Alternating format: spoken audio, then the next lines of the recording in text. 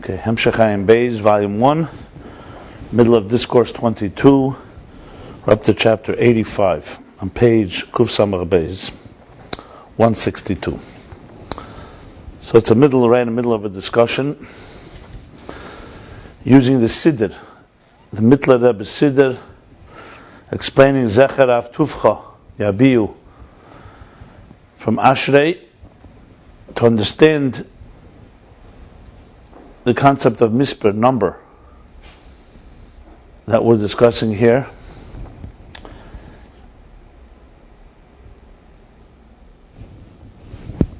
In continuation of previous chapter in Perek Pei Gimel 83 began from the Pardes that Sefirah, the first interpretation of Sefirah is mispar, number, and explained that number has in it two elements. One is it's revealing you can say something that was there before but was concealed.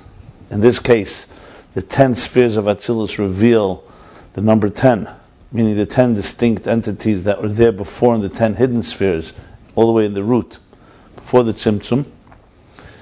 And then there's a second element of number that is actually where it takes on actual tangible and concrete distinct shape, which is in Biyah. That number is not what Atzilus has. Atzilus talks more the abstract concept of number, but there is some revelation there. It's a revelation of the divine will and the divine plan, desire for a particular structure which consists of 10. And then the number, as it takes on shape in the next level, that's where it begins to become very distinct and concrete levels called Yesh, as we discussed. And in chapter 84, the Rebbe Rashab continues with the Shar Kinuyim from the Pardes, that this specifically is in Malchus. Malchus is what gives number, because Malchus is the number of days. Malchus is what reveals and reveals the number and the structure of the 6 midas, the 6 emotions that precede Malchus. So to understand that, we began discussing that we'll understand it according to the Siddur. And the Siddur speaks about Rav Tuvcho. What's Rav Tuvcho? Teiv is Yisod, the level of Yisod. Yisod is essentially the channel that transmits all transmissions. And Rav Tuvcho refers to the abundant good of this channel of all the tzimtzumim, all the levels that are required throughout the entire cosmic order to bring something of a very intense value and to be able to be received and absorbed by a recipient. And he gives the example of a teacher and a student. In general, there are 4 levels of tzimtzum, corresponding to the Yud Kei Vav Kei. The first is when the teacher takes from his essential concept, and there's a quantum leap, a qualitative shift, in order to make it ready for the student. That's one. That's still a nakuda. That's one point. When he brings those points out into details, is the hey. Then comes, those are the 2 first steps. Then comes an actual transmission. He has to prepare the right words. Is the vav, what he calls dibur shebamachshava, and then there's the actual transmission, which is the maisa shebamachshava, when he actually speaks and communicates it to the student. There's 4 tzimtzumim. The last 2, clearly, obviously, maybe something is lacking in this way of explaining it, because what's the 4th tzimtzum really? And once he's prepared the words, what is the 4th tzimtzum?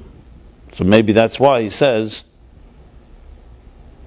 that Gambit Tzimtzum is how he first reveals it in general to the student, and then how he breaks it into details. And the same thing is Lamaila. This is all an example for the way the transmission comes from the divine source to us, that there's 4 levels, generally 4 levels, even though there's really an infinite amount of Rav Tuvcho, but that Rav breaks down into 4 general levels. And he says these 4 levels, he explains it 2 different ways. One is that the Yud is the beginning of the Kav, the point from which the Kav comes after the Tzimtzum, the line, the thread of light. Ak is the Hey, because Ak has the picture of all the details in one snapshot. Yetzirah, the Klolus, which is a Kudim essentially, is the Vav. And Atzilus, the Pratis, is the Shetach, is where it finally takes on the energies and containers in Atzilus. So Asiyah, the Pratis. That's one way he explains it. So basically, the Yud is the Reish Akav, then comes the Hey Vav Hey, is Ak, is Atzeret Bri Yitzir Atziyah the Klolos. Then comes the second interpretation, he says higher, is that the Yud is the Rishima, the residue, the impression that's left. The Kav is the Malbish. The Hey is the Reish Lamed Aleph Sha'arim of the Malbish, the different gates. All this is all before the Kav. What is this number? It's a number in Kabbalah based on Sefer Yetzirah. I don't know exactly the calculation of the number, to be honest, but it's probably a calculation based on certain configurations, just like this. Lamed Beis Nesiv is Chachma. There's 32 paths of Chachma, 50 gates of Bina. Are we talking beyond yet? Yeah, but like as a spheres, just like we took, there's 10 hidden spheres. There's 231. Yeah, I'm honest. I have to research it. It's a good question. It's expressions often used. As I said, it originates more from Emek HaMelech and so on. But I'll have to look it up. I'll get back to you. Okay? What the Reish Lamed? No, for sure it says somewhere. I just don't have it offhand. But in terms of numbers, you say it's al derech. Yeah, for sure. I think that the Rebbe, Alter Rebbe brings it in Tanya also. In the Shaykh Mamun, he brings the Reish Lamed of Shalom, if I recall correctly. It's a configuration based on some. I don't remember exactly what Reish Lamed 231. Let me look it up. I don't want to guess. The Vav, according to this, is this Galus Akav after the Tzimtzum, and the Hey is Ak, according to this second interpretation. But the bottom line is, however you twist it, this is Rav Tuvcho. And then we say Zecher Rav Tuvcho, because the angels are in Biyah, they can't even comprehend directly this abundance and all these different levels, how in Elokus, in the divine, it goes from level to level. All they have is a Zecher, which means a reflection of. So it's like when we say Zecher LeMigdash. When the Beis HaMikdash stood, we physically were there and able to serve there and bring offerings and so on. Today we make a Zecher LeMigdash. We do something that commemorates something that was the Beis HaMikdash, that we don't have exactly literally the same way. Like we make Simchas Beis HaSheva, for example. So then it was a whole procedure based on drawing water for the altar, and then they use certain instruments and so on. We make a Zecher to it, to remember it. A Zecher is always a step away, like an echo of, or a reflection of. So Zecher Rav Tuvcho is what the Malachim only receive, and they only be able to relate to an expression or a reflection of all these levels of Rav Tuvcho. Now the next chapter is going to explain what this means in the context of numbers. Because remember, the word Rav is an operative word here, many. Rav means abundance of. So what is this abundance? We're talking about a mispar till now. What is this abundance of? And of course, the big question that's still on the table, is this a thing of volume or a thing of quality? Is it quantity or quality? When you say Rav Tuvcho, clearly this is referring to more of a qualitative thing. That the Elokus has all that goodness of God, is that in every step of the way, He makes sure the transmission continues. Should you missing one of these tzimtzumim, we wouldn't have the proper energy. That's why He calls it Tuv. Well, that's on one hand. But then Rav, on the other hand, has also gives you an example of Rav meaning many, as in many levels. Besides the quantitative element, the qualitative element of it. This is also going to be addressed as we move along here. Clearly, quantity takes on more relevance, as I explained yesterday in the previous class, as we go down to this world. And quality is obviously far more important in the higher worlds, because it's all quality there. There's only one Hashem Echad, and the fact that God has the power of Keich HaGvul doesn't make it quantity. It means that He just has another power, which is the power to spread something out in many levels. The same Achdus is just now expressed in many levels. It's just a power of Ein Sof. So if anything, you could say quantity from the perspective from above is actually a greater qualitative force than it is a quantity. But in our world, we live in a world where we are very limited people. So we see things as numbers. One thing, two things, three things. How many things are there? By us, bli gvul is a novelty. By us, gvul, that's reality. Like someone will say, how much money do you have? I have $1,000. I have $0. I have -$, I have $1 million. Everything is in numbers. Quality is not the thing we begin with, even though we appreciate it. So this is also part of the discussion here. I don't want to speculate, but I would say that the goal ultimately, obviously, is the bridge between quality and quantity. Between mispar as it is from a lakus perspective. In other words, how does God see diversity in this world? He doesn't see diversity as, a bunch of numbers. In other words, let's say when God looks at somebody that has more quantity than another person with less quantity, that's not how God measures value. If someone is blessed with more abilities, God measures the value. What effort did this person make qualitatively? If one person was given a lot more, let's say, easier for him to understand things, another person is harder, what's measured? God looks at what quality you put into it, not what you were given. In this world, we measure things by quantity. And even if there was no effort involved.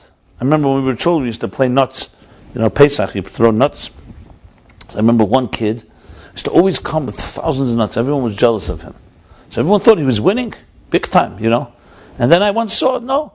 Every time he lost all his nuts, he went back home and got more nuts. So quantity, he was always more than everybody.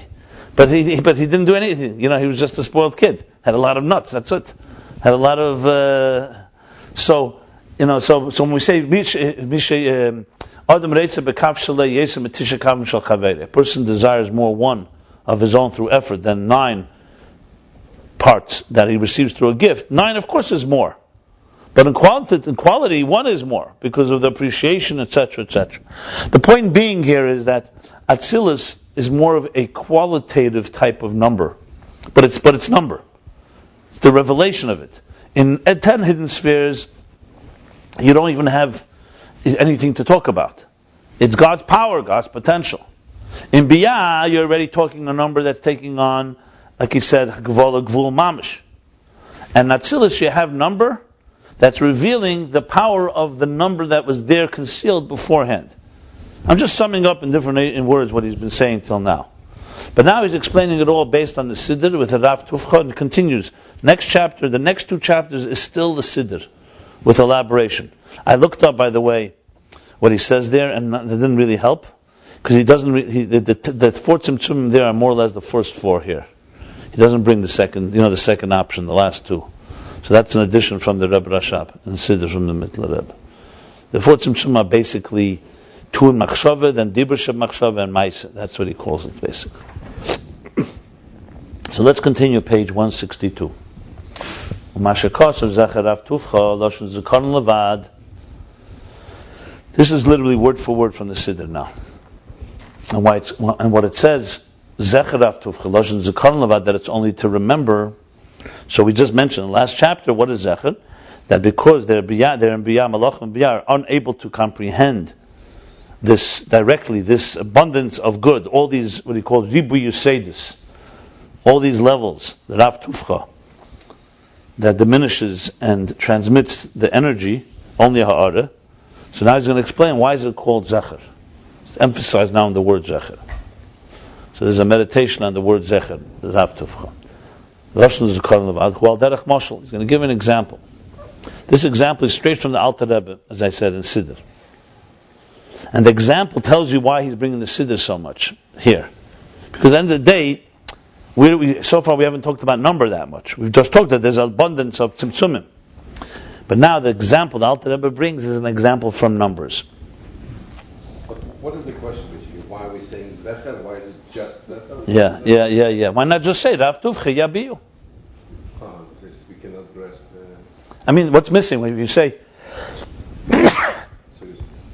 Excuse me, thank you. What's missing is just Rav Tuvcho. Rav Tuvcho Yabiyu.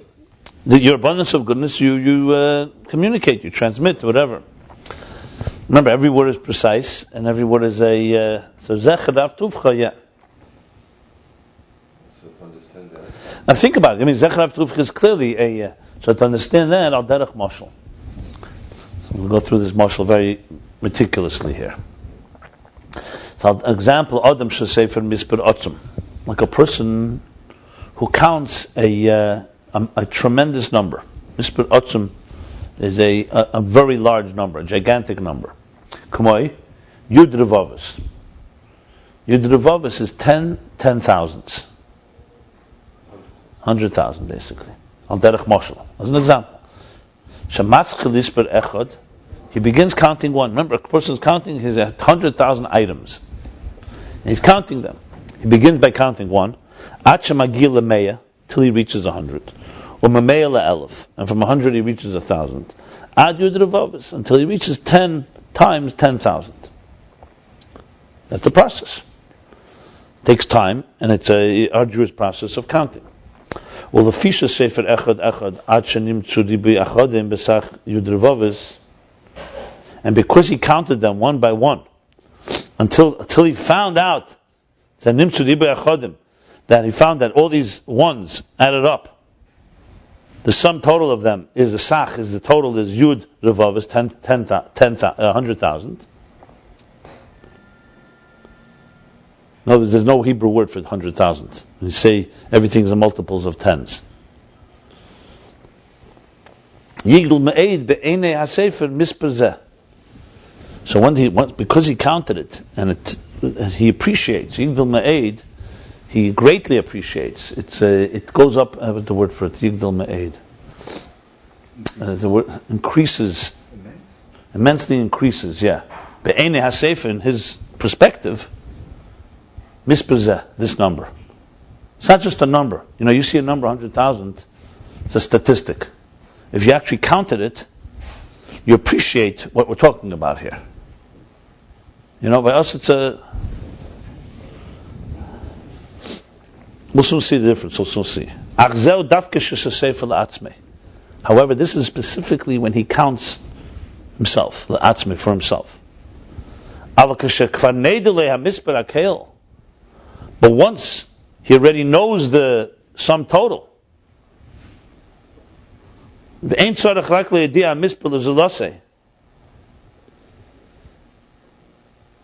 and then he only needs to report, to inform someone else of this number. Then he just says briefly, "Yesh kan mispar yud revovah." Here we have 10,000s, 100,000. So we have here basically two stages here, or two steps. There's when a person actually counts them, one by one by one by one. So Yigdal, he has an appreciation for what we're talking about here. Once he has that number, and he tells somebody the number, it's just a number, it's a statistic. The number is going to be a zecher, he's going to soon explain. In other words, it is a symbol of it. But someone can hear the number and not appreciate it the way the one who counted it appreciated it. Clear, right? This happens every day. People talk about numbers. Okay. And even though this expression, 100,000, which he said b'ktsara, he just said one expression, includes and encompasses all the details, kol protei hamispar, everyone, because he's not just saying 100,000 is not one. It includes it all.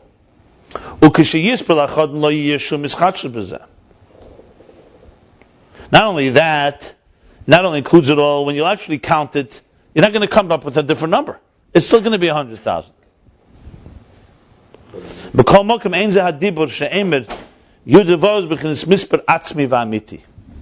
it just gives a number. Right. Nevertheless, this is exactly the lashon from the Siddur. I looked at atzmi v'amiti. It's an excellent lashon here, because you suddenly see number in a different way. One second. So it will not be. So even though the number doesn't have anything more than the actual detail when you count it, and when you count it, nothing new is going to happen, like you said earlier. That number just reveals. Let's read that again. This expression of saying 100,000, it's not mispar atzmi v'amiti. It's not the real and essential number involved here. We'll have to analyze these words, mispar, atzmi, amiti. We'll soon talk about it. But let's just go on.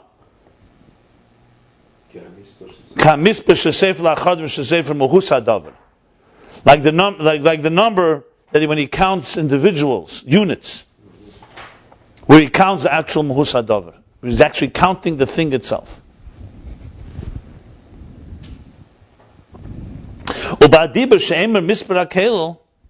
And an expression, when he says the mispar kel, the sum total number, that does not have the muhus hadavar. That does not have the essence of the element of the item that was being counted. Let me stop here for a moment. Let me explain this a bit.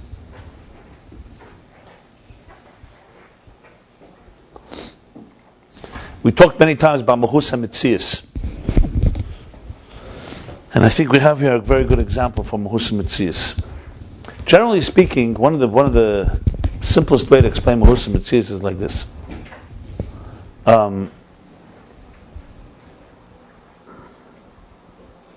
Mahus. Yeah, I got it. Mahus, when you speak about mahus hametzias, mahus, we said it means mahu. What is this thing? What is the true meaning and essence of this? And metzias is the outer expression of it. So if you said a table would be this the metzias of the table. Mahus is what the table is made of. Mahus. But that's a very so-called, we'll call it a simple, superficial interpretation. Another one is mahus is that when you yourself see something, you're appreciating the mahus of it. When you tell it to someone else, they only know the metzias of it. So when you say, let's say, difference between riyah and shmiyah, you see something, you saw it yourself, you see the thing itself, and it's like experiencing the mahus. Doesn't mean you understand it, but you've experienced the mahus of it. When a witness reports it, you're already a step away. You're only hearing it, so you only know the metzias. You can't say, I personally saw it. I could say, I heard about it from someone I trust. And it's a qualitative difference. That's why ein eid nasa dayan, a witness cannot be a judge. Because a witness saw the mahus, saw the thing itself. A judge can hear the metzias and be more objective. It won't affect him. So here's a perfect example for it. That's what he's saying mahus. When you count yourself, let's take, it could be money, it could be anything, diamonds, and you yourself have counted 100,000 diamonds, one by one by one. You personally counted it. When you say the word 100,000, you're talking about you experience the muhus of it, because you've counted each individual one. When you report this number to someone else who never saw it, that didn't count it, the number is just a symbol. He'll appreciate it because, we associate 100,000, I understand it has value. But to say you have the muhus of it, you can't say the muhus, you could say you have the metzias of it. I know the metzias, the existence of this 100,000. And it's not because it's less truthful or less real, it's just a step away, it's like a reflection of. That's what the word zecher means. It's only a reflection of. It's only a symbolic of. So when you talk about numbers in general, in mathematics for example, numbers are usually, some people call numbers just symbols. Let's say I trade for you with salt for your potatoes. So I give you a certain amount of pounds of salt, you give me a certain amount of pounds of potatoes.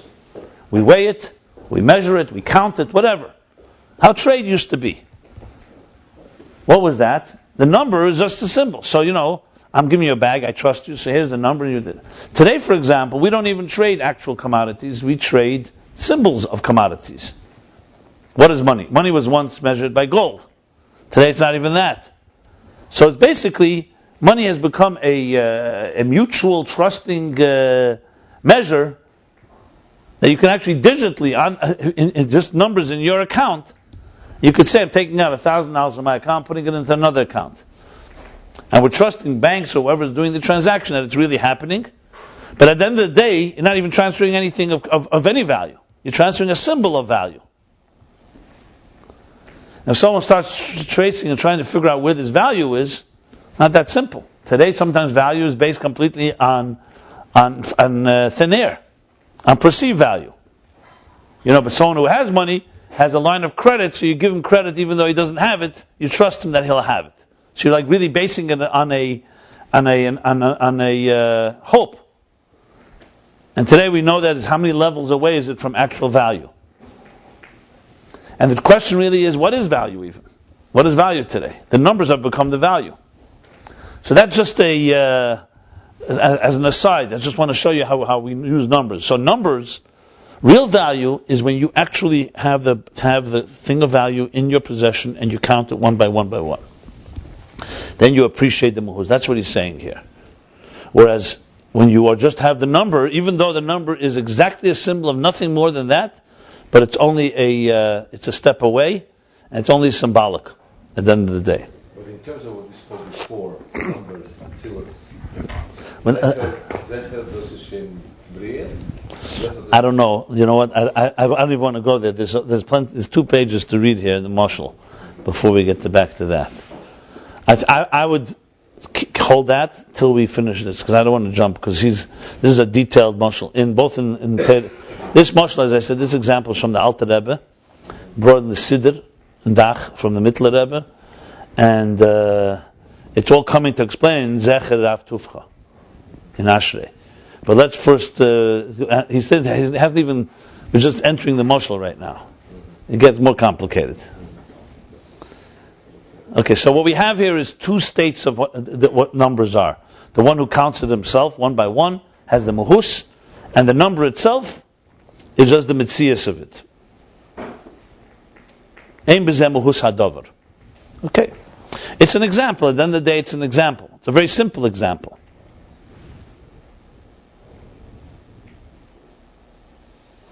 Well, the key that we have to do is not allow a preconceived way of how we understand numbers to affect us. Because most of us, when we trust numbers in our world, we trust somebody. It's not like we've counted it ourselves. We trust. Someone says that that you have a computer and it has 200 gigabytes. You don't start counting them. That's what it says. You trust it, and that's it. In life, we don't really do any counting. We're just trusting numbers that are given to us, and so on. You go to a bank and give them cash, they count them. Now he calls this v'hu b'bchinas katnus legabi hagdolus hamispar. And this, the number itself, is called a state of katnus compared to the gadlus hamispar, compared to the magnitude of the number. So let's define now katnus and gadlus. Sometimes when you speak katnus and gadlus, katnus is like immaturity, katnus hamechen, and gadlus is like maturity. So what's the difference between a child and an adult? It's not just years, officially, and it's not just their brain is larger. It's not volume. It's gadlus hamechen is a state of maturity. Here he's not using it obviously in intellectual, in the mind terms, but it's also the same idea. Say hagdolus hamispar, he doesn't mean here more numbers. He means appreciation of the quality of what this number symbolizes. So hagdolus, so katnus would be, this is also used from the Siddur, so that's why he's using these words, katnus and gadlus. Katnus hamispar would be, you have 100,000, you put it on paper, 100,000 is almost like 1. It's just 5 more digits. So someone who doesn't know what 100,000 is, a child will say, what's 100,000? It's 5 more digits than 1. But in Yimshal it was Hecha. Yeah, well, and also in the Moshe it's Hecha. 100,000 is not just 5 more digits than 1. It's not just 1 with 4 zeros. 5 zeros. As opposed to when you count it, 100,000. Yeah, but don't go to the Nimshal. Don't even go to the Nimshal. We're working on the Mashal here. So what's the example saying? So there's a katnus in the 100,000, which is when you just see the word 100,000. It takes you a second to express it, and on paper it doesn't look much. It's just a number. But when you count them actually one by one, it's not. It's a tremendous difference. So gadlus hamispar would be hagdolus hamispar is the appreciation that the person who's actually counted one by one will have.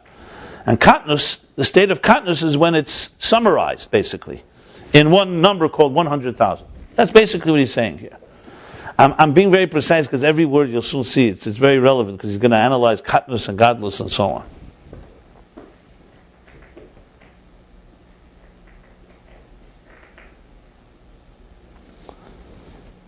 What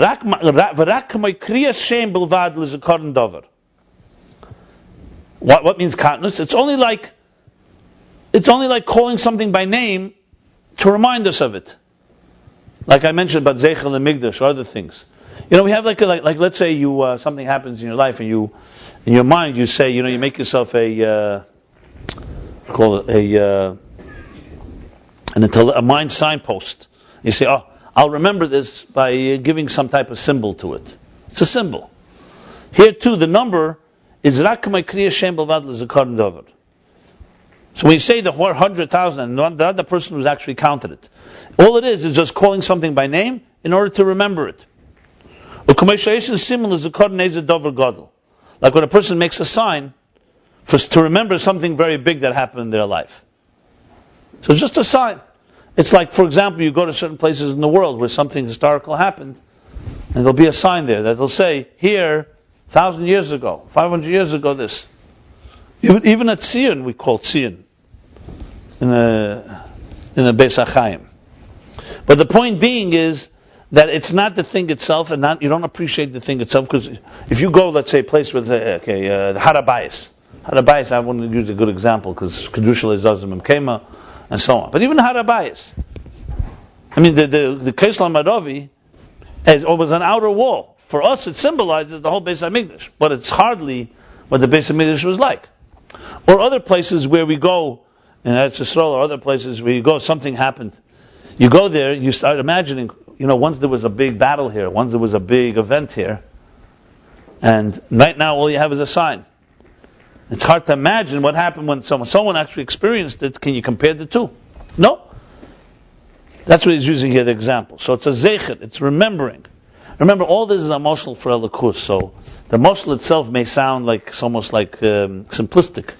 But when you start talking about godliness, this is all going to be an example for understanding that we only have a zecher of all the levels that are up there. All we have is a sign down here. So when we look at a number, I mean, you asked before about the nimshal. The only thing I will say is, for sure, clearly, the numbers we count down here, let's say, we see Sarah Mamoris, Nivra Elam. You see there's Yehi Eir, Yehi Rakia. By us, it's a reflection. It's not even close to the Mahus. It's like just a symbol of something that is far greater. But we'll get back to that. So bottom line is, we have a state of katnus, a state of gadlus. So the person who actually counts has the state of gadlus, he counted one by one, appreciates the true value, like someone who experiences the thing itself, and the number itself, 100,000, in this case, Yud Revovis, is only symbolic. It's a symbolic statement that is state of katnus. That's what he says here. Okay, now starts another level of discussion. And here is where the Rebbe Rashab is trying to add Havana and Pshat into the Siddur of the Mittler Rebbe that it doesn't say there exactly. There, if you look in the Siddur, what he continues and says is that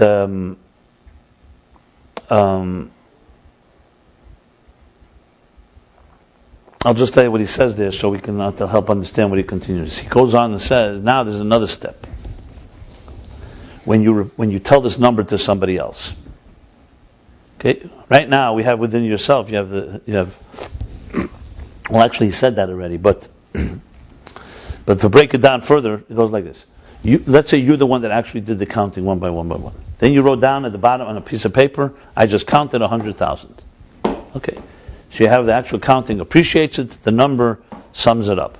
You tell this number to somebody else, they have a zecher. They have the symbol of it. It's true. It's 100,000.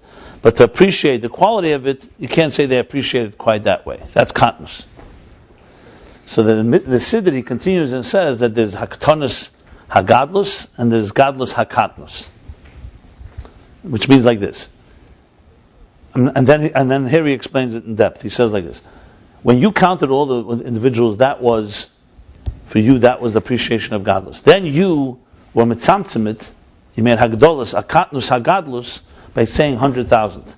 So you summed up that whole effort and the whole appreciation of the quality of that 100,000 in one expression. So essentially you diminished it And then, when you tell somebody that number, and they start counting, that's gadlus katnus. They only have the number 100,000. Then they start counting it. From katnus, they get to gadlus. But the point is that this, in physical world, you could say, okay, you report it to someone, listen, I'm giving you 100,000 items. So he sees the 100,000, then he has his accountant start counting it, and then he appreciates it just as much as you did when you first counted it. That's when it's in the physical world. But in spirituality, it goes lower and lower. The recipient is only now counting on a different level, not the way it was in its original form. That's essentially what he's going to be saying here. That it's a state of, because as I said, in the physical world, you're just exchanging something that has the same level. Let's say it's 100,000 coins or 100,000 bushels of wheat. So the bushels of wheat by the owner and by the seller and the buyer is the same bushels of wheat. But in Ruchnius, if Atzeret, for example, transmits 100,000 levels to Bria is not getting, it's getting 100,000, but it's getting in a diminished form. So in other words, this summation of a number is not just a technicality, it's actually a diminishing of the entity that was there. So the one who actually counted it Atzilus will appreciate the whole gadlus of it. Malchus, I understood it in reverse. So the seed, that's the whole muscle of the seed that you were giving us. Well, he's going to get to that. But because correct. The 100,000 as a number is there. Well, let's not jump. It's the next chapter. He's going to express this more in detail. I jumped a little because I want to be able to understand this. You're getting now into a question that he's going to express in Peirik Vov. Let me just sell it to you so you'll understand. I know exactly what you're saying. But that seed is considered more number. It's only qualitative number. That's why. Because the question is qualitative number, quantitative number. That's the key. Let me explain to you. It's going to later bring the contradiction that sometimes it says, in mathematics, in numbers, you have units. It's called yechidis. You have asidius, is tens. You have meis. You have alofim. You have revovahs. Those are the 5 levels.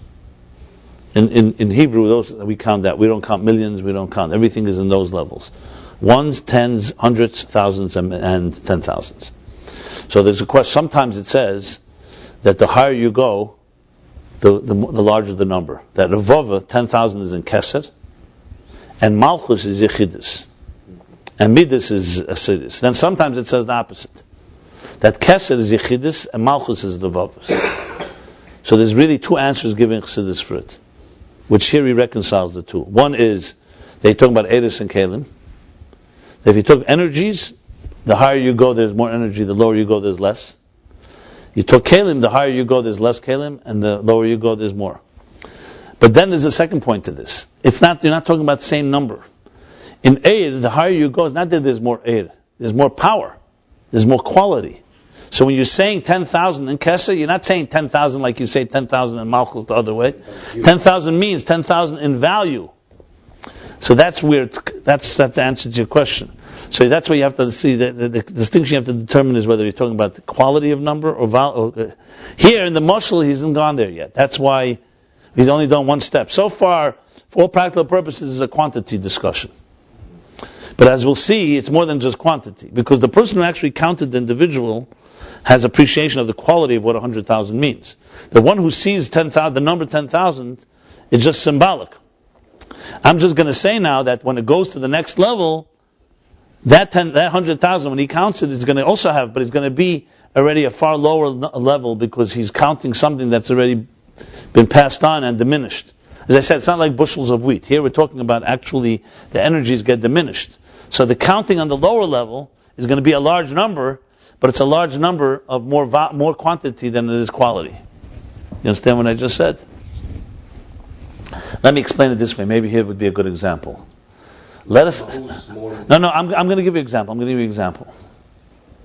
Just trying to think of something. You see, the problem is what we consider value.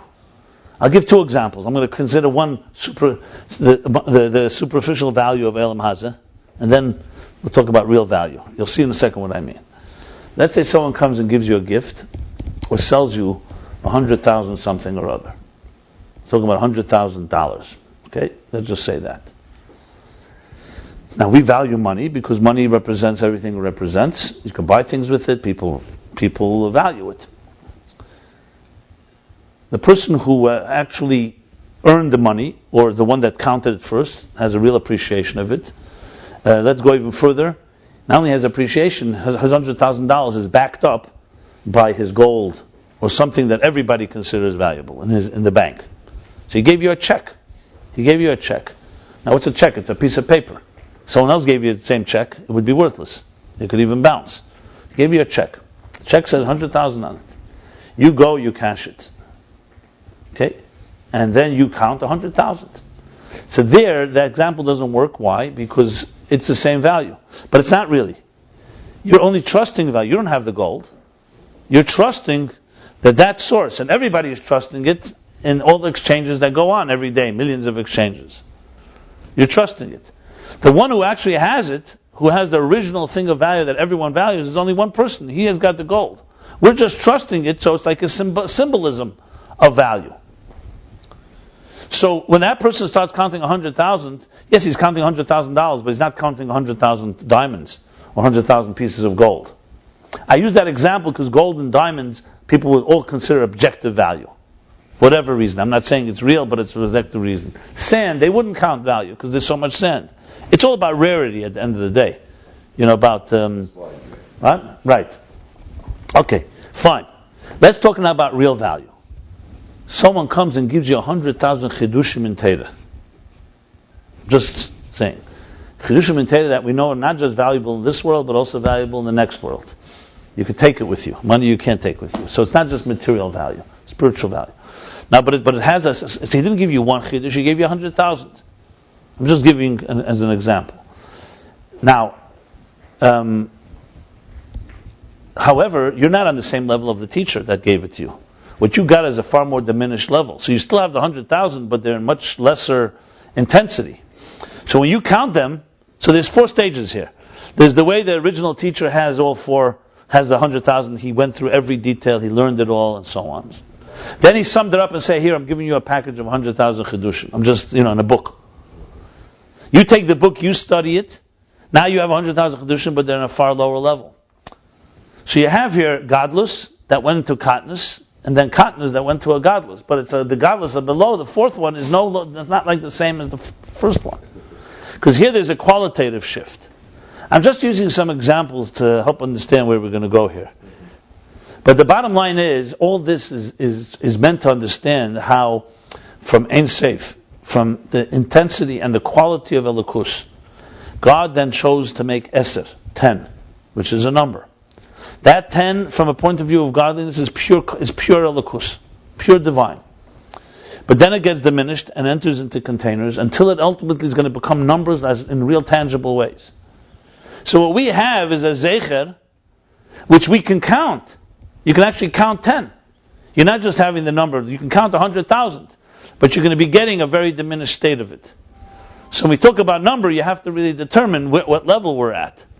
That's why this is also relevant, because he's really talking about how numbers evolve. That's what this example is all about. Let's read it inside. This is just a so-called overview. So now he says like this. Okay, so far we've established that there's the one who counts every individual number. Then there's how it's summed up in a total. The total doesn't add anything new, but it's a state of katnus. It's only like a zecher. Now he says, V'hine yeshiskalos ha-mispar gam la-atzmi. Till now he spoke, basically you count it, then you have a number that you tell to somebody, like he says, when you tell somebody else, you're just telling him the 100,000, the number. But hine now, there's also iskalos ha-mispar gam la-atzmi. There's also how you, to yourself, encompass the whole sum. Like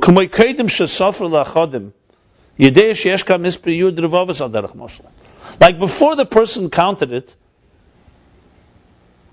he knows that there's 10,000, for example. 100,000, Yud Revovahs, 10,000s. In other words, it's not like before I was saying, okay, he doesn't know what the number is, but let's say you know the number.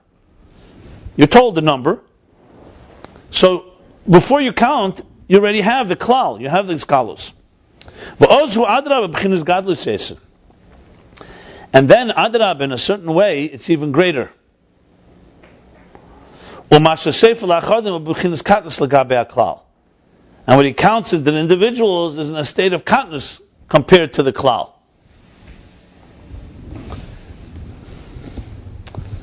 I know this seems to contradict what he said, right? Yeah, but here he's saying like this, because let's explain why. Well, let's read it. Shines differently. The 100,000 Dortmund shines much more powerful than in Atzilus Amehepshem on Smaller Kalim. Well, this is going to be like the Eris, because that's the Eris, right? Because it's the Eris. In other words, there's klal, prat, klal. That's the way he's going here. Klal, prat, and that from that prat you make a klal, and then you make another prat. Let's see how he explains it. He says, "Ukamoi b'machshava."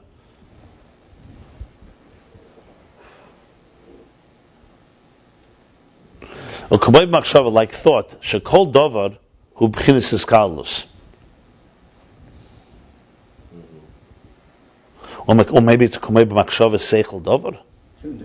Huh? Shekol. Ukamoi b'machshava, like in thought, shekol dovar. Everything is in the form of his gadlus.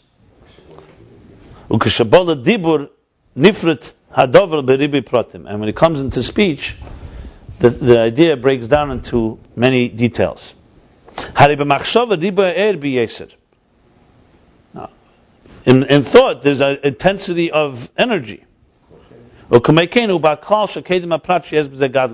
same thing as the klal, the general, all-encompassing force that precedes the detail has a greater gadlus to it. Okay, let's use the example of the Mishnah and Gemara. Mishnah is the lashon k'tzara. A Mishnah is just a few lines. The Gemara breaks it down into detail. Which is greater? The Mishnah is greater. The Mishnah has much more in it, concentrated, much higher energy. That whether we understand it or not is another story.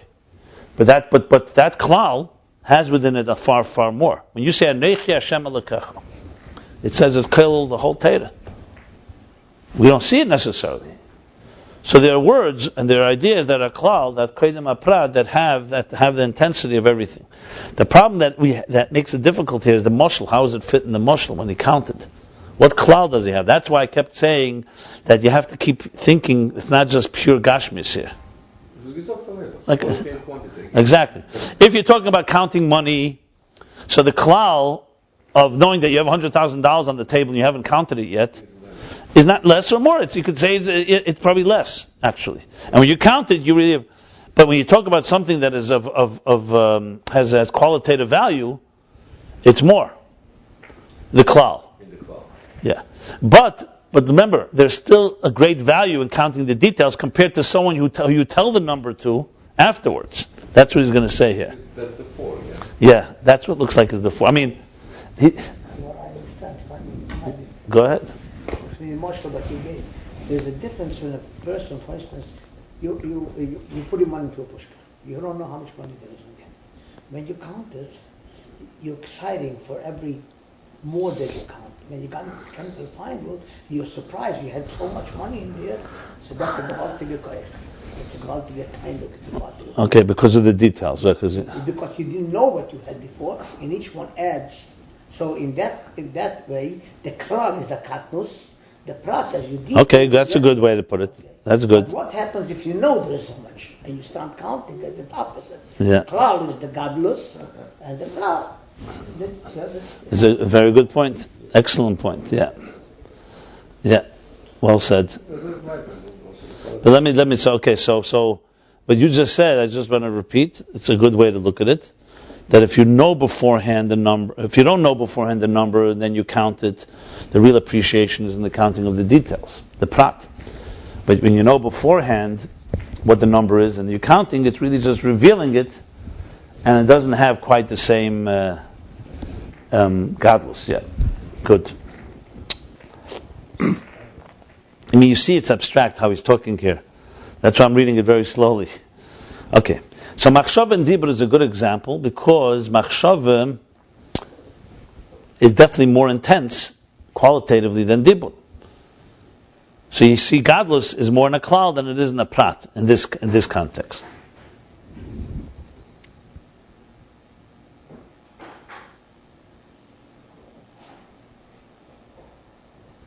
Yeah, that's the yedei that he knows. That's what he says. So kamei keim shesefer lachodim yedei sheyesh kam mispar. Okay, so that's like machshav b'yisrael. Kamei kein, but kamei keinu b'klal shekedim aprat sheyes b'zeh gadlus yeser. And the same thing is with the klal that precedes the prat, that has in it a certain greater magnitude or greater quality, appreciation, quality. The mashemefaret hadover has hagdolos hamispar levad.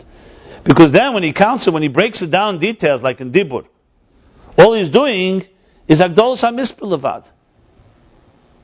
What does that mean? It means he's just expanding the number of gadlus atzmi dover. But the appreciation of the quality of the thing itself, in other words, gadlus hamispar is like you just said. You knew there's 100,000 coins in the pushka or whatever it is, and then you counted it. All you really did was specify the specifics. You confirmed the number. Gadlus hamispar. It's only a mispar that you got. But gadlus atzmi dover, and here he gives in the parentheses kamei harotzen v'atainug, such a short. The erech was too.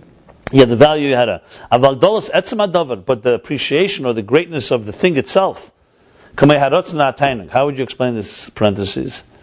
The rotzen v'atainug, not of the person, I think. He means of the level of we're talking about here. Not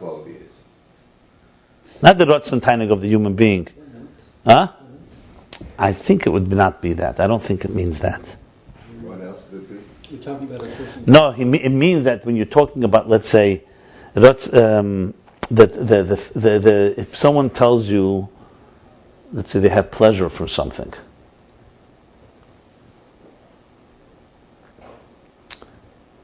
and the pleasure breaks down into a bunch of details of how it's experienced. So the appreciation of the real pleasure is in the klal, not in the prat. The prat is just counting. Okay, he has pleasure from 50 things, from 100,000 things. That's one way you could mean this parentheses. Another way you could talk about the desire and the pleasure of the person who's doing the counting. But I don't think it's mashma that. It doesn't fit well. When we talk gadlus atzmi dover, then he would say, "Berotzen v'tainug ha'adam." Kamoi means he's giving an example for what this dover is. You agree that's how you would learn pshat? To say he's talking about the desire and the pleasure of the person is far greater in the klal than it is in the prat. I don't think that's what he means. So even machshava is much larger to end. Yeah. The way he sees he feels the concept. The thing is, it's so brief. This parentheses. There's no elaboration. It's just like it looks almost like the Rebbe Rashab added it afterwards, and needs elaboration. I would say it's referring to the Masha Mefaret Hadover as Rak Gadlus Hamispar Aval Gadlus Etzem Hadover. Kamei Harotzen v'atainug looks like is an example for Etzem Hadover. Hu ba'klal b'yeser. Maybe the seed is also a game. What's that? Is much more in the klal. Okay.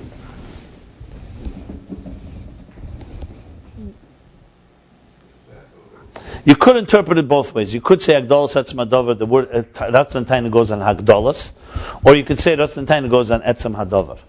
Not sure, to be very honest. I would lean toward being that it's an example. I think it's etzem hadover. Yeah, that it's example for the etzem hadover. Why? Because if you don't take ratzon and taina, let's say you take something else, you could then say, let's say money. Then you could say money. Mefaret hadover is of those etzem hadover. Not really. You could go both ways. Gabba is selling the aliyah, so you're making an appeal in shul, right? Yeah. The person said when you give 100 chai at the club, right away, that you have the loss of the tiny, big amount of money. So that's So you're saying it's on the person. So the person who hears that he's going to get that amount of money although it's not broken down into details. So that's a quantity of time. He doesn't see it in details. And I'm saying that maybe there's another way to interpret this parenthesis. It's not talking about the person and his pleasure, but it's actually talking Ratzon Tainig as an example of what, whether you're talking about the gadlus hadover is the Ratzon and Tainig. Yeah. Not sure. No, I hear what you're saying. That's why I brought up the question. It has to be read. We have to read it again and again until we really figure it out. But okay, we put it down on the table, different ways to interpret. However you twist it, it ultimately comes down to this. That so far what he said now, he's added in addition to what he said till now, which is that we have the person actually counts it. Then there's the symbol called the number. He says within the person itself, he says, atzmi. And that's like before, the klal before the prat. So till now he's talking about the prat, the klal, and the prat after the klal. Meaning, I'm sorry. The klal after the prat. Someone who actually counted it. And then the number sums it up, which is a katnus. Now he's talking about in the person himself, beforehand he has a klal, where he knows the number, and that's more the gadlus. And the counting of it is just specifying the details, is just revealing it. Yeah.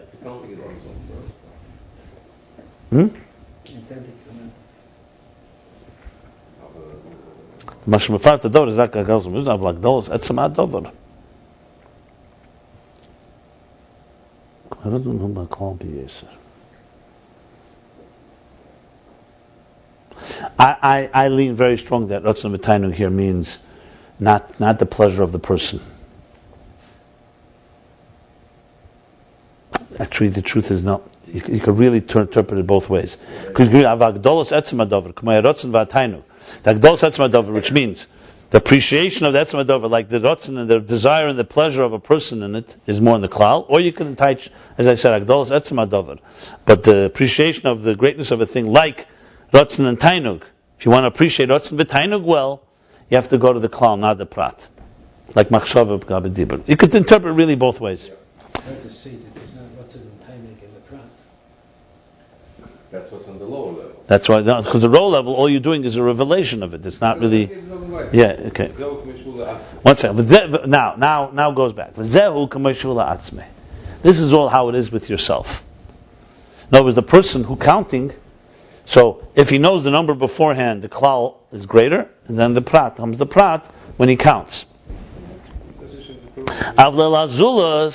But when he repeats, when he now tells it to another, adraba mispar hu b'chinas katnus. There's the exact opposite. Then the mispar is the klal after the prat. He's just getting a report of what this person has. And then the klal is in a state of katnus, like he said before. Remember he said before. Then it's just a katnus, a zecher. Okay. So we have here basically klal, prat, klal. Klal kedem prat, klal achar prat. Got it? Now let's continue here. See, here is where the Rebbe Rashab is doing a lot of explanation of the Siddur. Because the Siddur talks about this. As I mentioned before in the Siddur, he says there's haktanas hagadlus, when you take something and you put it into a number, and then there's gadlus hakatnus, when you count it afterwards. I think now it's going to continue. The klolos hakavona ba'moshel. This is the Rebbe Rashab explaining the moshel of the Alter Rebbe. And the general intention of this example, what's the point of all this? Okay, it's all nice. We figured out there's all these different levels. What's the point? That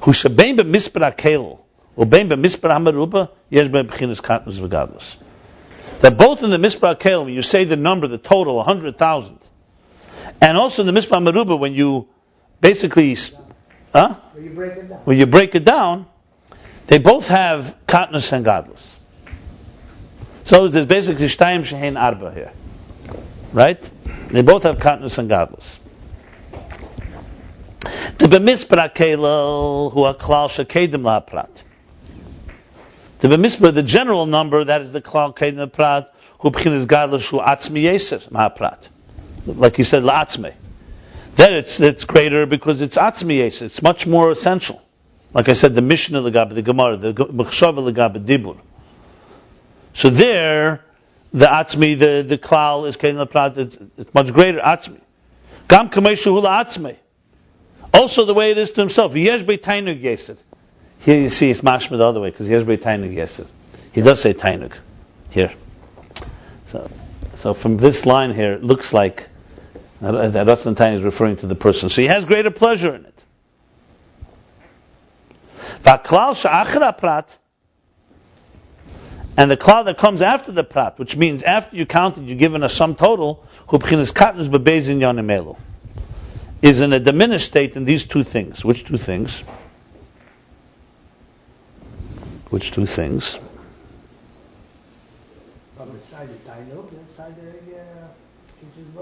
Gadlus and the tainug. That's what he means. No. Could it be the beizin yonim means that before the gadlus in the atzmi yesod and there's more tainug in it, and the katnus it's katnus yesod and there's less tainug in it. That's what he means. The beizin yonim elu. You think? It's not an atzmi and it's not such time. So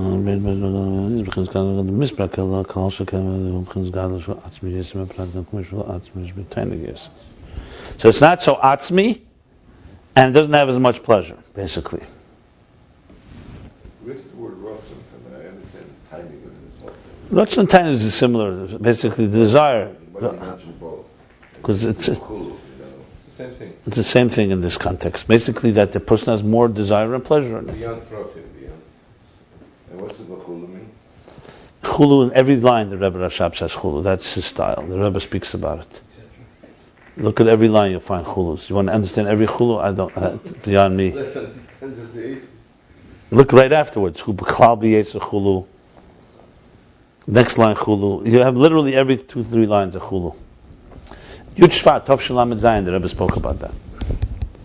Spoke about that. Yeah, and not only that, the Frierdiker Rebbe, when he would copy a mimer from the Rebbe Rashab and write it over, he would cross out the chulus. So clearly, it was the Rebbe Rashab.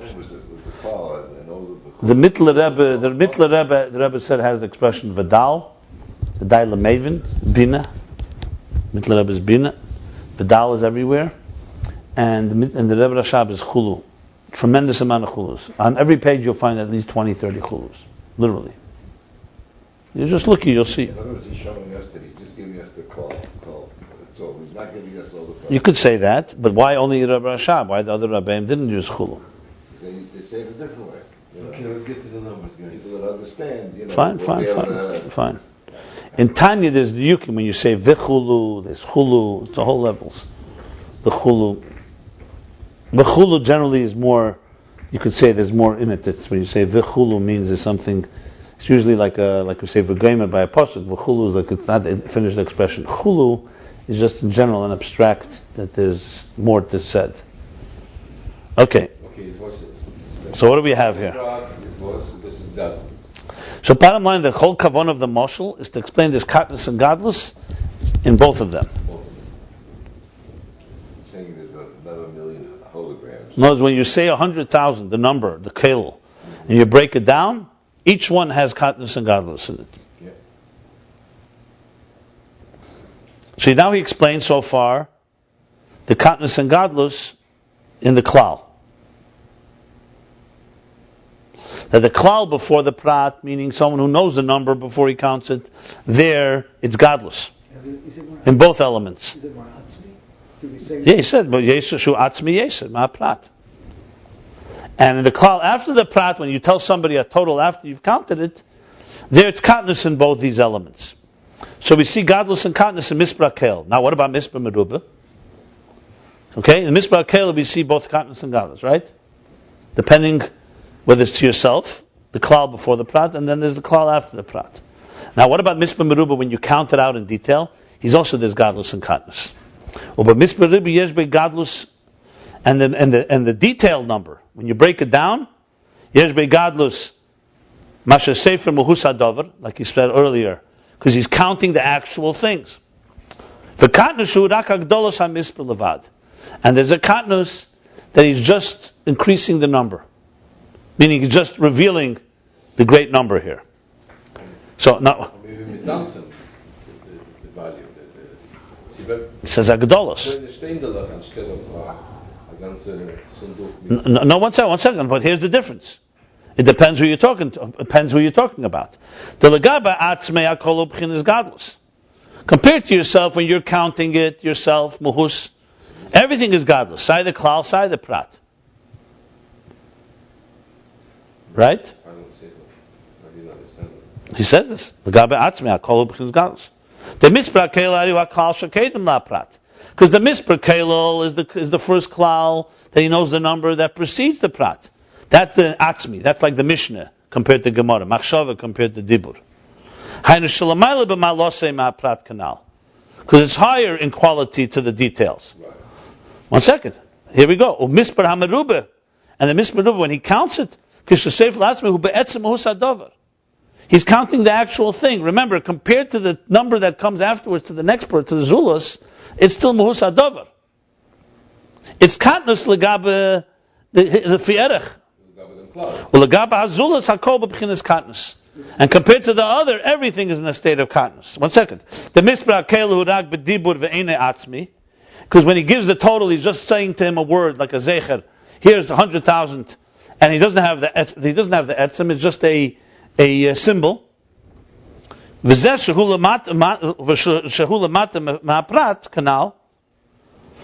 is what this is lower than the prat, as we discussed earlier, because the prat before was you actually counted, and comes after that counting. And mispar merubah el hazulas, and also when the zulas breaks it down into detail, hurak hagdolos hamispar lo etzem muhus hadover. He's just breaking down the numbers. It's not that he has the actual muhus hadover, like we have it with the person who actually did the original counting, and so on. Clear? Yeah. One second. Let me just sum it up. So we have here like this.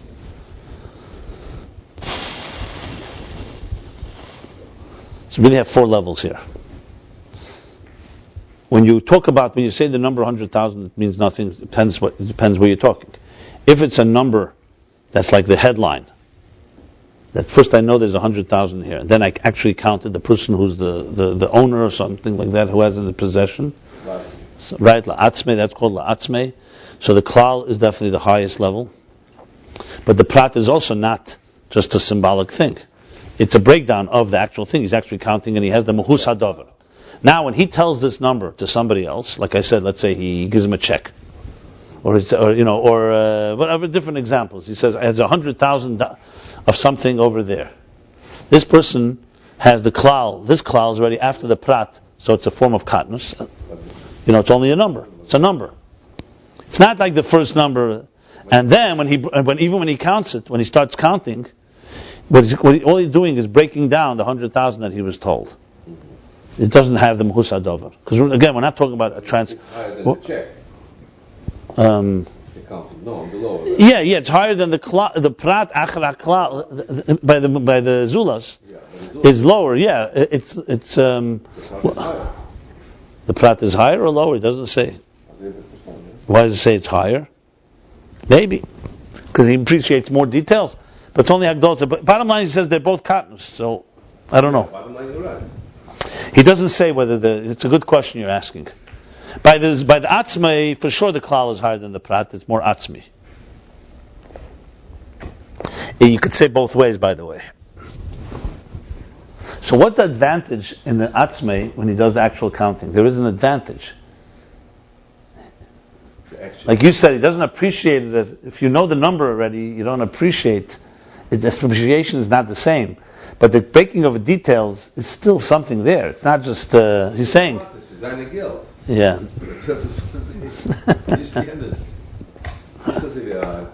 Clerk in a bank. This is Zulus. Tainug Yeser.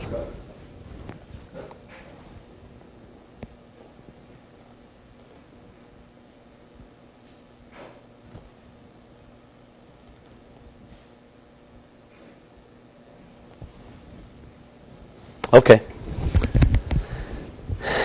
Okay, let's go to the nimshal now, right?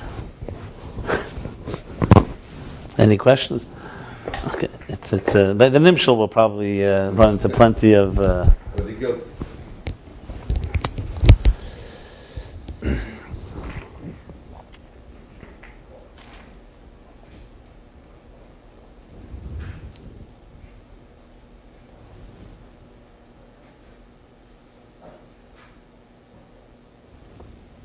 Va'inyan l'maylahu, and the inyan in this l'maylah, this is all a moshel.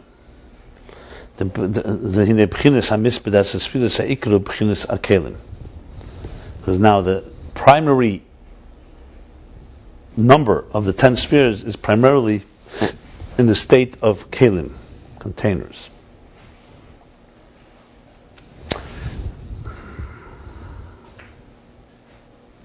Li is the mispar who b'chinas hagbola canal. Because a number is a hagbola. It's ultimately a finite state. When you're counting something, you're counting. And that's why mispar is in a state of the distinction, chalkus, separation or distinction, which comes from the kelim. In other words, let's just go back to the moshel. When you say mispar kelim, like machshava, there's less kelim. So you just have a total. When you dibur, there's more kelim, asis. So you have the actual breakdown of the numbers. That's the atzmi.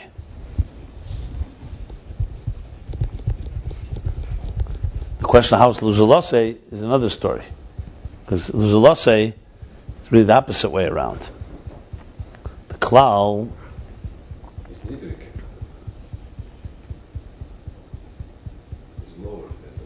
okay, that's going to be the difference between Eris and Kelim. Fine, good. Okay, so the parentheses now. So the long parentheses. That's at the top of the page. Okay. For Neda, and it's known the Ikra is gadlus ugam ken al dei Kelim dafka. Okay, this is very important now.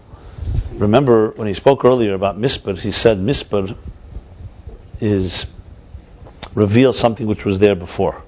When you see a bunch of things and you count them, nothing new is added. You're just revealing the number of something that was there. That's what he said. He spoke that as that's Atzilus. It's revealing the keich hagvul of the Sefirah Sagnus. It reveals it. We'll see. I'm not sure yet. We'll see. I don't know. I don't want to jump. The question is, where's the real primary revealing taking place?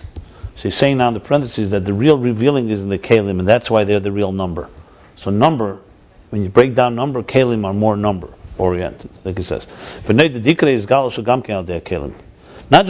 chalkus, not just the primary distinction is between the kelim, but also there's galus.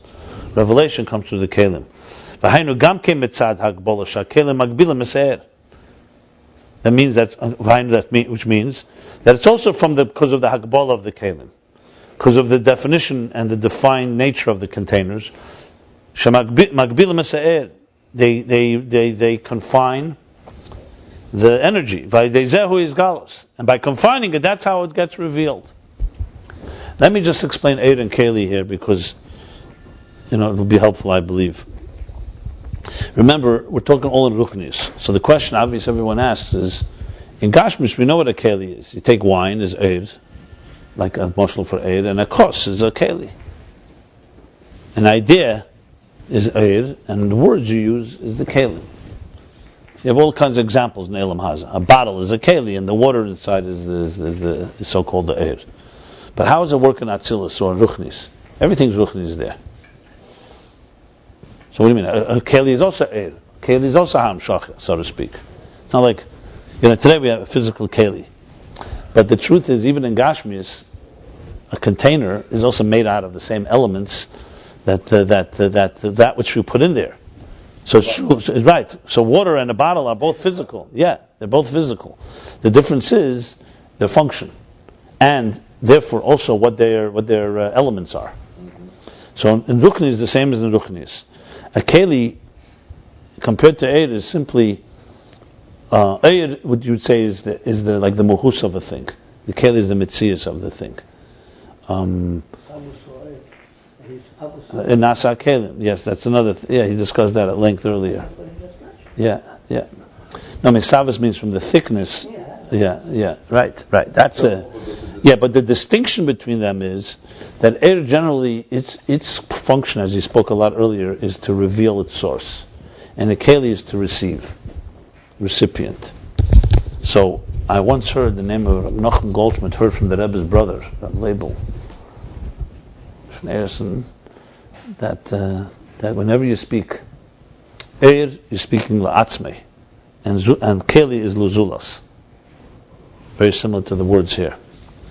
So in a sense, if you think teacher and student, it's not just the student, the physical student. The teacher is how you think the idea to yourself. When he prepares himself to transmit, then this kelim come into play. So in human life, for example, you have people who are, let's say, very great edus they have. They're mamshachet, they're smart, they have other qualities, but they don't know how to measure a container. They don't know how to give. Yeah, they don't measure the recipient. So they just can kill someone with love, like you say, we just daven for Geshem. So you have, So you say, Rev Teva in Yechem Lekabel. You have such ashpa that it's called Gvuras Kshamim. Why is it called Gvuras Kshamim? Because it comes down in raindrops that are absorbed by the ground. If it came down like a flood, it would destroy just as much as a drought. A flood can be just as bad as a drought, a famine. So the key is that it come down, but it has to be lefi the kelim. So eir, its union is to be mamshech, it's to transmit.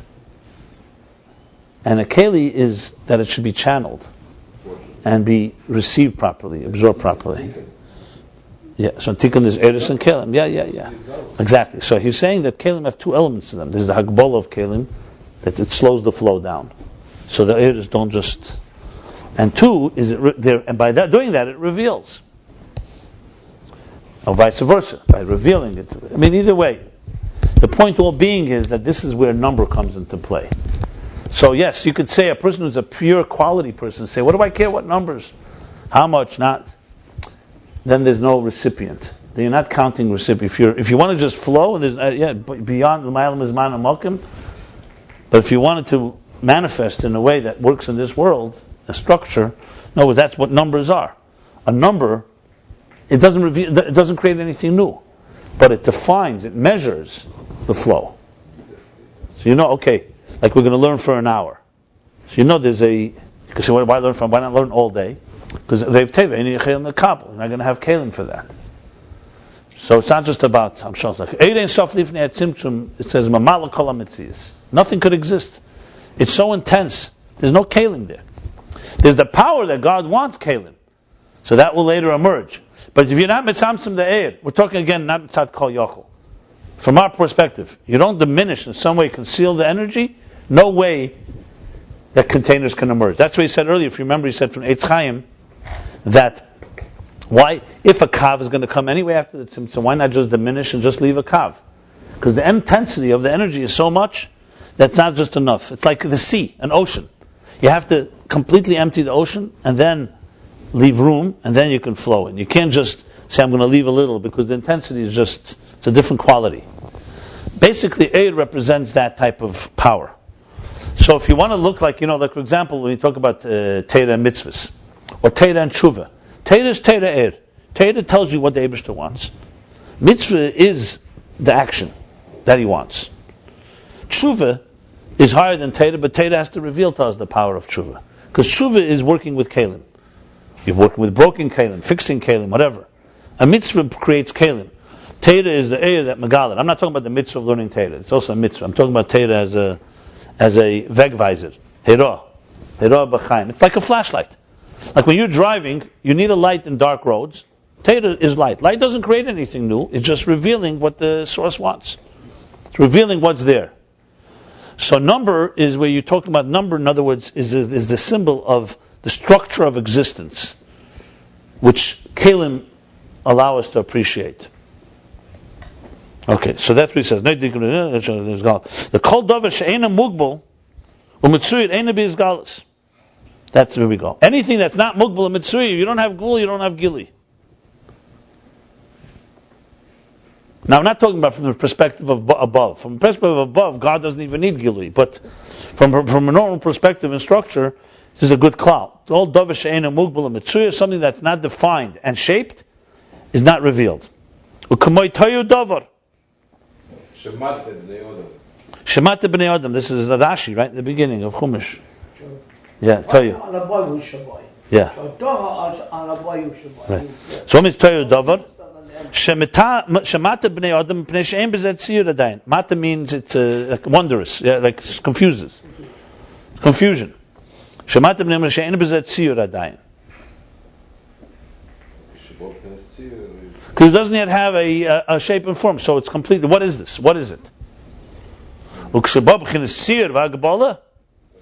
This is, by the way, elamateu, if you like. Here we go.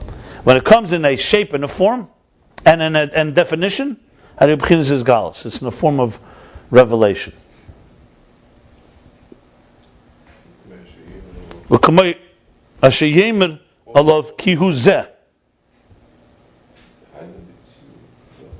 Like when you say it, it's a pasuk, right? Yeah, but my conviction is the time you learn that. This is what I owe you, but not as much as you say. Yeah. When he says, this is specifically this amount, the hainu b'tzir davar kach v'kach, in the shape of the thing so and so, v'hu b'chinas hagili.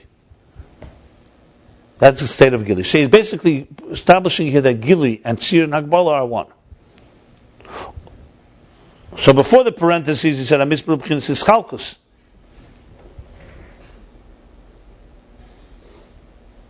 Because mispar is hagbala. So hagbala is gili. Okay. Or b'chlal hagbala hu gam ke mashabah er b'chinas mitzias davar. And in general, b'chlal hagbala, I think maybe not b'chlal in general. Or b'chlal hagbala, included in hagbala, is also what it brings the eir in a mitzias davar. So he's adding a new thing now. He spoke about Akbala, his galus, and now that it begins to take on substance. The Kol Zalidei Keli. All this is through the Keli Commission is bar le'il, like we discussed earlier. The Esther spheres, the Eir is same Bechinas Pshitis, that the 10 spheres, which also are in the Eir, is in the form of Pshitis. So the energy has it, like he said about Shammai and Hillel. When they heard from Shmai Vavtayin the same idea, Shammai's Kelim, Gvura, is understood as Gvura Dikaway, Osir. Hillel's Kalim containers understood as Chesed, Lakula. But the idea already has Chesed and Gvura in it, Varaya, that when they can go back and hear it again from the teacher, and Shammai could be Mekel, and sometimes Hillel Machman.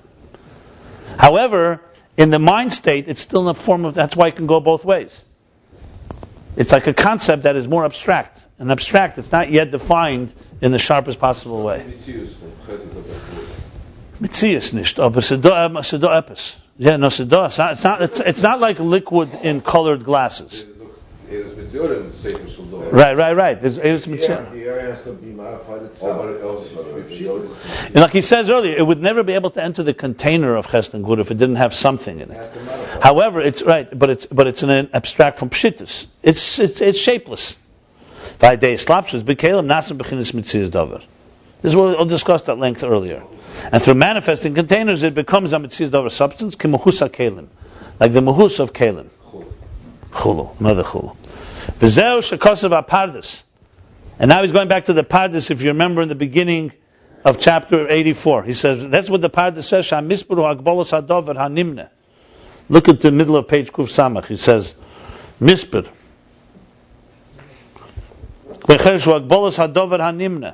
That number, he's explaining the precision of the pardes right in the beginning of chapter Pei Daled. Mispar number simply is defining the parameters and the finite nature, the definition of the thing that's being counted.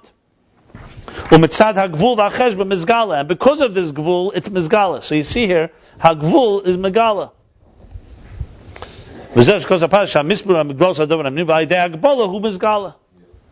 So that's what he's adding in this parentheses. So this is primarily kalim. There, the Pardes is saying it about Malchus. And the Kalim too are in the form of Gilei Helam. Dagam she'em b'chinas muchus u'mitzias davar. Remember, so in other words, the kelim are also revealing the concealed, like a number reveals the concealed, even though they're already in muchus mitzias davar, there's some type of substance. Nevertheless, they're still in the state of atzilus. Yeah, like he spoke at length earlier, that even the kelim of atzilus, iyu v'chayu echad, iyu v'gamu echad, it's not like the kelim of biyah. What's the difference? In other words, if kelim are lower than eris, the difference is that kelim and atzilus are still completely elikus. It's just that their role is to receive. Their role is to limit. But it's not less divine.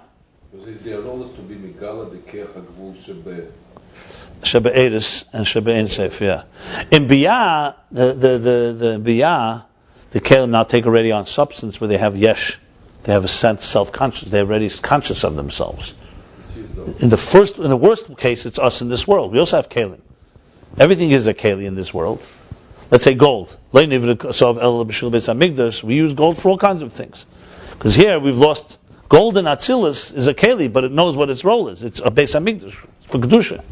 Everything is b'chol derech. Here we have to work on it, because here the kelim, meaning the material world, denies its source, or it's ignorant of its source. So I'm just using an extreme example. So where does this all begin? In Bria begins the Yeshes. It's slowly, the air gets more and more concealed, and Bria is already after the Parsa, after Atzilus, so therefore after the curtain, so it becomes. So bottom line is, even the Kelim of Atzilus are also Gilead Helam.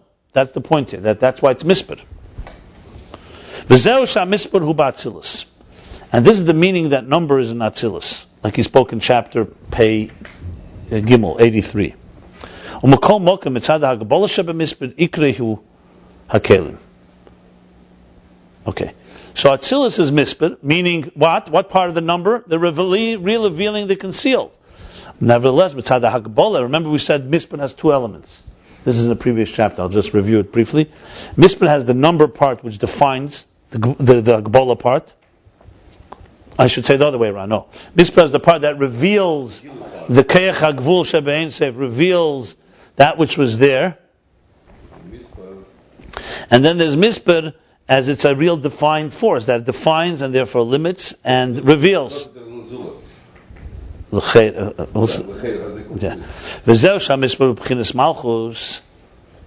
And this part, the Agbola part of mispar, this is what mispar is b'chinas malchus, like he said in the beginning of chapter 80. That's the pardes.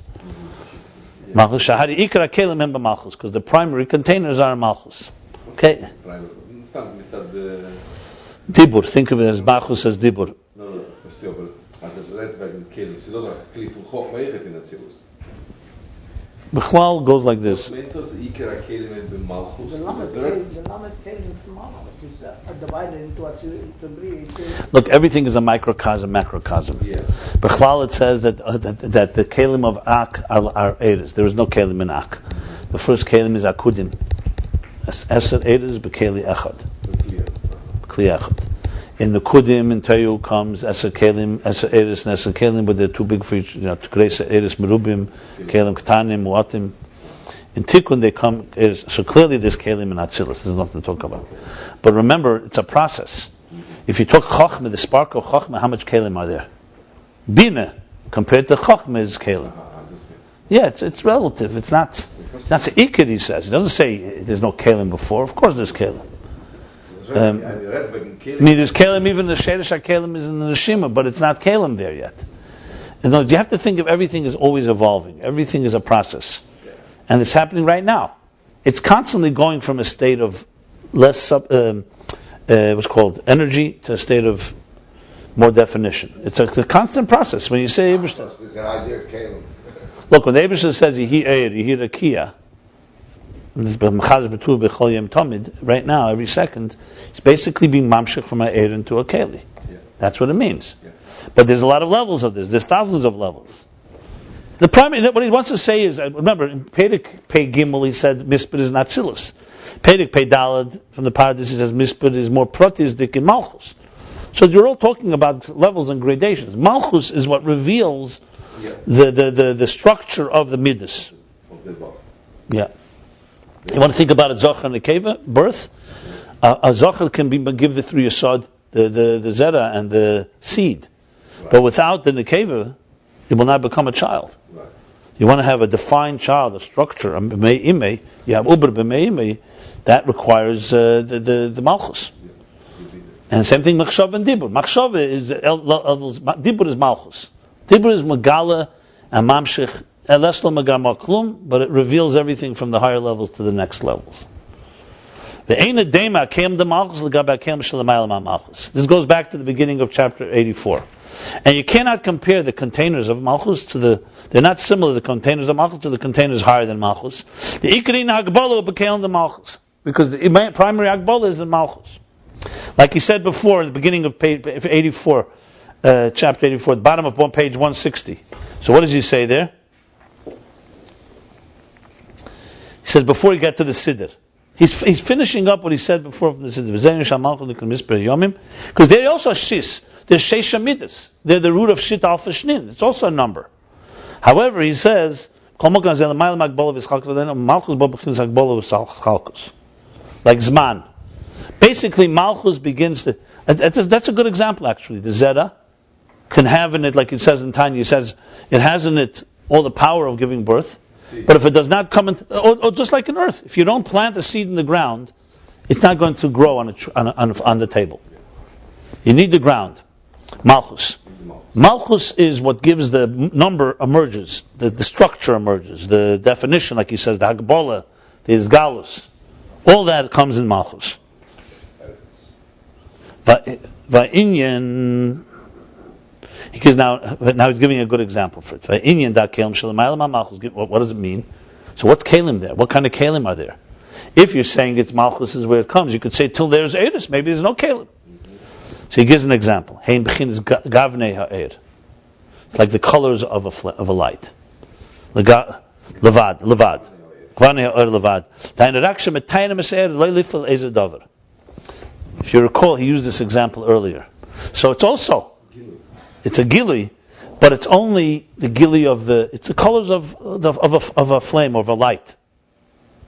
U'kumei mara v'gavan hatapuach. Like the color and what do you think, Mara and Gavin? The color and the tint. The tint, yeah. Yeah, hatapuach of an apple. Shemeira ala tam levad. It tells us, sweet apple, bitter apple, but it's doesn't have any other purpose. All it is doing is revealing the nature of the object. Mm-hmm. Remember, he used this example much earlier with Rotzen. When he spoke about Er Makif, he used this example also. That its purpose is not for the recipient, not b'shvila elamis, but only to reveal the source. So that's the kelim. He's an example for kelim of higher than Malchus. So it's also a keli, because Eid alone, you wouldn't even see a color, you wouldn't see a shape. But it doesn't have any function. So he's adding here that kelim have an element of kelim they have function, kelim they don't have function. Yeah. Yeah. Because at the end of the day, you could say the color also is also for the zulas knows from it what the apple is like, but that's not its purpose. Yeah. Yeah. Right. Exactly. The apple, if it's sweet or sour, and in the traffic light, if you should walk or you shouldn't walk. Good. Okay. And the same thing is the kelim, the containers of the 10 spheres. It's a beautiful definition of kelim of Atzeret. They're only latayir. They're only to describe. And there's nothing and they're not yet separate from the energy, from the light. It would be like examples I gave. Remember that the Melech sends house two types of avodim, two types of servants. One is like the chief of staff. All his job is to tell people what the Melech wants. And the other one has to fanemzech and involve himself in a particular job. Let's say dig well, bring the food. But the chief of staff, all his job is to express what is the Melech, what will the Melech. Or you talk about Chassidim, a Chassid who lived by the Rebbe comes and tells people, this is what I saw. All he's doing is expressing what he saw. Then there's a one who fanemzech, as a machshpia, and gets involved in the people's lives and gives them advice and so on and so forth. So there's an inyan of just revealing what you saw, telling what you saw. It's also revelation, but it's still just an expression of the Eir So it's l'tayres ha'eretz, to tell. The Rabbi says in Chaysorim, Nun Beis, that the difference between shliach can be a shliach that's a shatchin, and there's a shliach that's a shliach. A shatchin is a mamutza mafzik, and a shliach is a mamutza mechaber. Because a shliach, kol inyan is shluch shel adam, shluch shel adam kamesei. A shatchin has his own agenda, gets money for it. He's a broker. The Rabbi brings the Eliezer of Eved Avram. There's two opinions, whether he was a shliach or he was a shatchin. Yeah. So a shatchin is also a connector, but he already has another agenda going on. Avlakel the malchus and lifel dafke. However, the kelim of malchus, by contrast, are to affect specifically. Like, for example, the effect of creating. The chol pu'ula ichutz la'atzem, because now he's adding. Who says pu'ula? Why can't you say that the keli? Who says pu'ula is not is a lower level? So he says because every pu'ula is outside of the etzem. V'uinyan selam elakim v'demus elakim, and the difference is between selam elakim and demus elakim. Say selam talmeinu kedmuseinu. Selam means the image, and demus looks like the shape. So what's the difference between selam and demus elakim? And it says the difference between the kelim. The Elikim b'chinas ha-kelim. Elikim in general is kelim. Right? Elikim is gematria hateva. Elikim is lashon rabim. V'ha-kelim shalamaylam b'ha-malchus. Shalamaylam b'ha-malchus. The containers that are higher than malchus b'chinas tzelim. They're in a form of shape, of image rather. B'chinas tzura atzmi sadayin. They're an essential image. I think later he's going to give examples. For example, essential image would be that it's like a seal. So there's the seal. When you make the seal in the wax, that's really an image of an image. But the seal is, let's say, an image of the king. It's a picture. When they take that picture and you reproduce it again, that's a picture of a picture. So tzelem is a tzelem atzmi, meaning like the colors. They're just expressing the eir. V'akelim. The malchus and b'chinas mus, and the kelim of malchus are in a form already of form. They're already like a tzura min atzura, not a tzura atzmis. It's also, remember, the first one is also a tzura. It's also a shape, but it's an essential one, and one is a copy of a copy, essentially. Like it says elsewhere, v'nim tzadik rakbalahu b'chinas malchus. So from all this, we find that the main primary definition, primary structure, is the level of malchus. That's why the primary thing of number is also in malchus. And also in the levels that are higher than malchus, there's also the possible the level of number. Because Atzilus in general, because Atzilus in general is the manifestation of energies and containers in a form of distinction.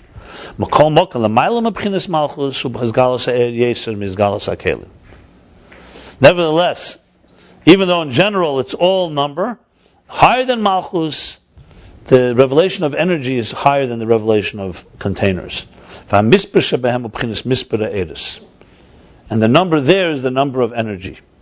The bechol is in ha-mispar. One second. Let's stop here a second. He's throwing in some new stuff, which is going to be only understood in the next chapter. So what is he saying now? Mispar ha'eres. So till now he hasn't mentioned mispar ha'eres, mispar ha'kelim. But clearly mispar ha'eres is going to be, as we see, we'll only understand this later. It's going to be the mispar ha'kel that's before the prat. That's the mispar ha'eres. The number 100,000 that you have before the pratim that you break it down is the mispar ha'eres. It's quality, pure quality. It's like machshava, the Mishnah. Everything is there. So that's how it is, mispar and atzilus. And the malchus is going to be the mispar ha'kelim. Mispar ha'kelim is where so in other words, one is the revelation of the power of what that number signifies, and the other is the revelation of the distinction that the number signifies. So remember, it could be tebeda. But you could also say, no, you could say like this. The mispar ha'eres is the klal kedem ha'prat. The mispar ha'kelim in la'atzmei is the prat. But the truth is the prat achar klal, atzmi, which is all still in a state of gadlus, because it's still mahus. Yeah. And then comes another two levels, is the klal that's of the lazulas. That maybe, I'm not sure, maybe that's malchus. Maybe the first two are I'm not sure. We'll see what he says there. I'm not sure.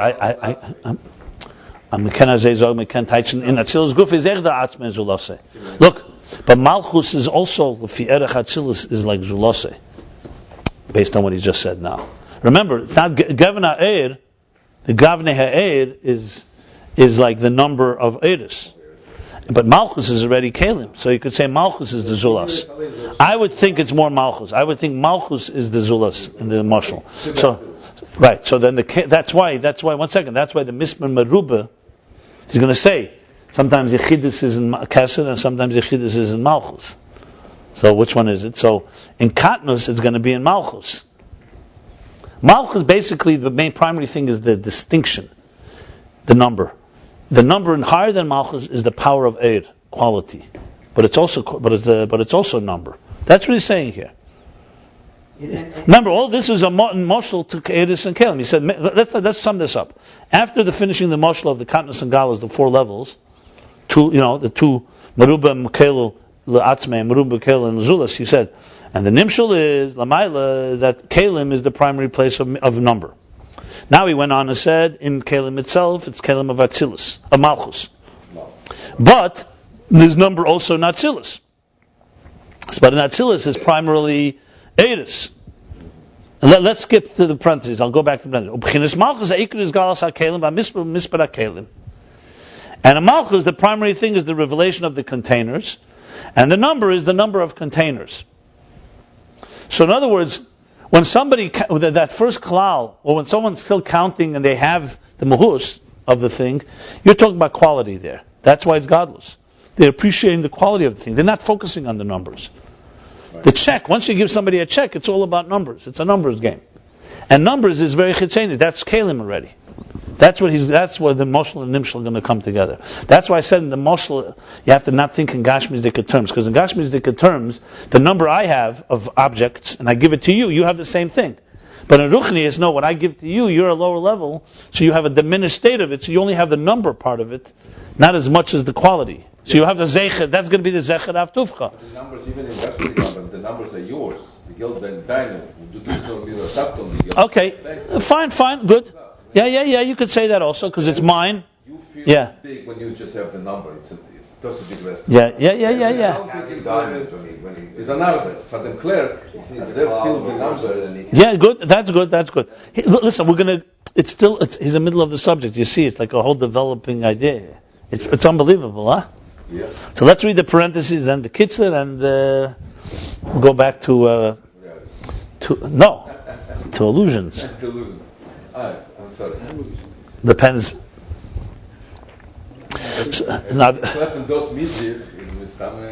So here's the parentheses. It goes like this.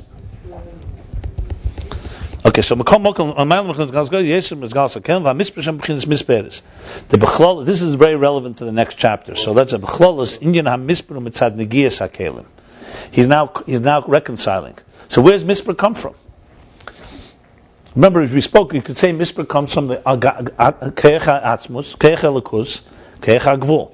That's the Sefirah Sagnuzis. But we're not talking about that. That's God's power. We're talking about the emergence of it in a structured world. So the Eidos have it. So on one hand, Eidos have it because they're revealing the keich ha-gvul of the Sefirah Sagnuzis. On the other hand, their emergence of it, like in Gvanim, is through Kalim. That's what he's saying now. So what's mispar? Even mispar Eidos is also b'cholosi ina mispar b'tzad negiyas ha-kelim.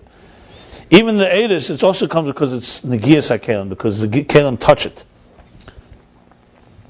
Al makom ha'gari ikar is galus ha'er, but nevertheless, even higher than Malchus, the primary dominant factor is the revelation of energy. Valkena mispar hu mispar Eidos, and that's why the number there is the number of energies. B'chinas malchus ikris gadlus hakelim, mispar hakelim. And in malchus, it's the primary role is the revelation of containers, and the number is the number of containers. Let's do the kitzur. The inyan Zecher Rav Tuvcho losh zekarnu al derech moshel. The inyan of Zecher, to remember, a memory, a commemoration of.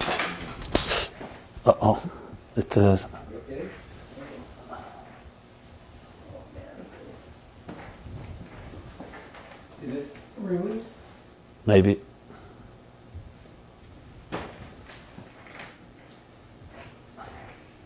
Okay.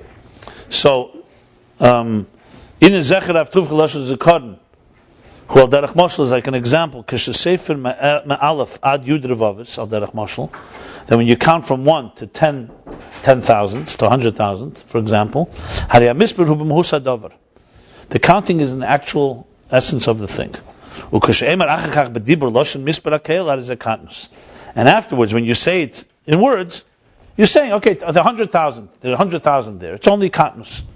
It's a diminished form. It's a symbolic. However, the mispar, the number that comes before the prat, that you know this number, that's already a state of gadlus, of intensity. And the prat is a katnus compared to it, even atzmi.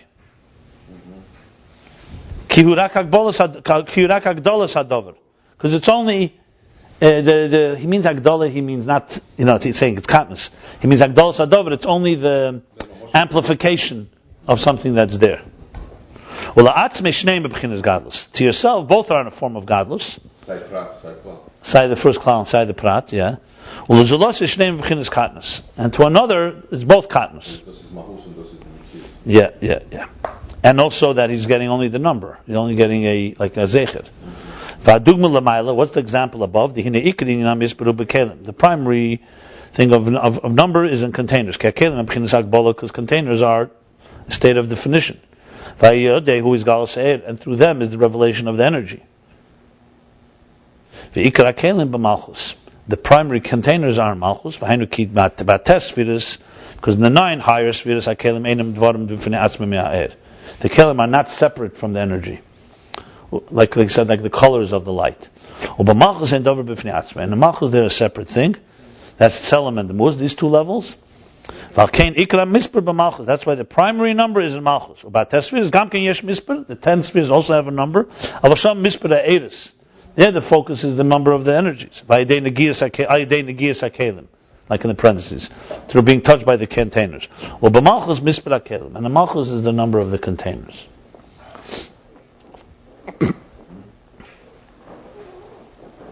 I think perhaps if you could point out the difference if you count 10 yidam, you count in 10 individuals, you count in 10 cases, that forms a tzibur. Right, that's an echus thing, yeah. Right. And you can't tell the person there were 100 people in this room, but you could say there were 10 million in this room. Very good.